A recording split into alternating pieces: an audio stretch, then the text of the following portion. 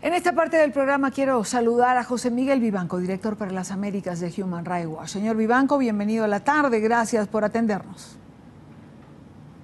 Muchísimas gracias a ustedes por la invitación. ¿Qué deja sobre la mesa esta sentencia emitida por la jueza Barreiros el día de ayer que condena finalmente a Leopoldo López?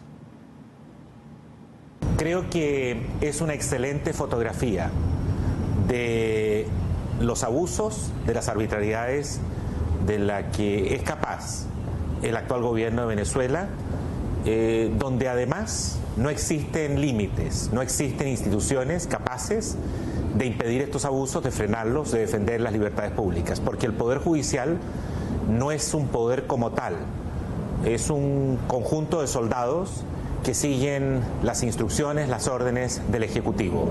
Están totalmente subordinados al control del Ejecutivo. Es un apéndice más y sirven para convalidar las decisiones del Ejecutivo en Venezuela. Esta es una farsa que creo que expone en términos muy nítidos, muy transparentes, que en Venezuela es posible castigar, juzgar, condenar penalmente a una persona sin que existan pruebas. Se trata de 4 personas inocentes a las que se les ha intentado vincular, asociar a delitos, pero no existen pruebas que los vinculen a esos delitos. Y se lo digo responsablemente porque nosotros hemos tenido acceso al expediente y lo hemos revisado.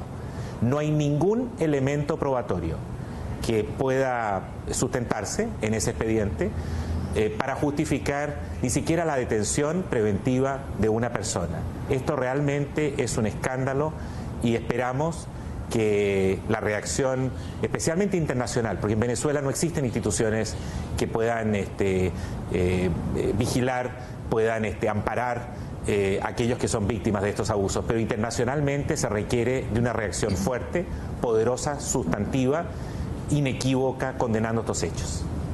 Señor Vivanco, usted señala haber tenido acceso al expediente y por tal razón puede afirmar que no hay pruebas que condenen ni a Leopoldo ni a los jóvenes que están implicados según este tribunal en el caso López. Si esto es así, ¿estamos ante un juicio y ante una decisión eminentemente política? Esto es un abuso de poder flagrante, que es el resultado de un capricho generado en la decisión de quienes gobiernan Venezuela hoy día, Maduro y Cabello, que en su momento decidieron simplemente sacar de circulación a Leopoldo López, por la misma razón que decidieron también detener al alcalde Ledesma. Y pueden hacerlo, porque cuentan con todo el poder. La concentración de poder es total en Venezuela. Y como ha quedado a la vista, no se requieren pruebas para condenar a una persona, aunque todo indica que esa persona es absolutamente inocente, no se requieren pruebas en Venezuela para imponer una pena de casi 14 años y una detención que se acerca a los 18-19 meses en aislamiento en una prisión militar, porque el poder está concentrado en una mano, no le rinden cuentas a nadie y lo único que queda es terminar con el silencio cómplice regional, porque de lo contrario, esto va a continuar en Venezuela. Ahora que usted refiere ese silencio regional, ¿qué necesitan los gobiernos de la región, del mundo, para pronunciarse sobre lo que ocurre en Venezuela? Lo más fácil es hacer la vista gorda, es evitar tener que confrontar y desatar las iras de un gobierno que todo lo justifica con teorías conspirativas, con fantasías, ficciones de magnicidio. Y cualquier resistencia, cualquier acto de rechazo interno al gobierno es caracterizado como un intento de golpe de Estado. Los gobiernos latinoamericanos en general prefieren no comprarse este pleito.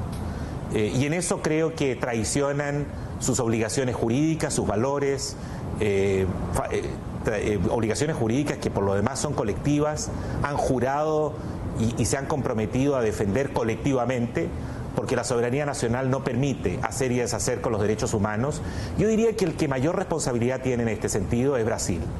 Brasil no tiene ninguna razón para temerle a Venezuela. Es el gigante del sur, es el país más poderoso de probablemente de América Latina, quizás tanto como México, pero es vecino de Venezuela. Sin embargo, creo que las afinidades ideológicas, tanto del gobierno de Lula, que hizo campaña por Maduro, como el gobierno actual de Dilma Rousseff, los ha cegado y no han sido capaces de actuar con la más mínima consistencia. Lo que queda es informar a la opinión pública en Brasil, debatir este tema en Brasil internamente, para que el costo de lo que ocurre en Venezuela se sienta en Brasil.